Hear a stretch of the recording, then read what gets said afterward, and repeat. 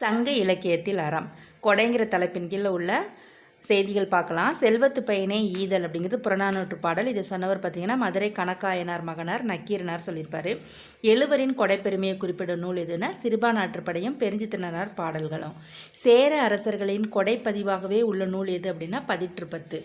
வழங்குவதற்கு பொருள் உள்ளதா என்று கூட பார்க்காமல் கொடுப்பவன் யார் அப்படின்னா பிடவூர் கிளான் மகன் பெருஞ்சாத்தன். பாராட்டுவர் யாருன்னா நக்கீரர் சொல்லியிருப்பார். வள்ளலின் பொருள் இரவலனின் பொருள், வள்ளலின் வறுமை இரவலனின் வறுமை என்றவர் பெரும் பதுமனார். உலகமே வறுமையுற்றாலும் கொடுப்பவன் யார் அப்படின்னா அதியன் சொன்னவர் ஔவையார் சொல்லியிருப்பார். இரவலர் வராவிட்டாலும் அவர்களை தேடி வரவழைத்தல் யாருடைய இயல்பு அப்படின்னா ஆடு கோட்பாட்டு சேரலாதன் சொன்னவர் நச்சொல்லையார். மறுமை நோக்கி கொடுக்காதவன் யார் அப்படின்னா பேகன் சொன்னவர் பரணர்.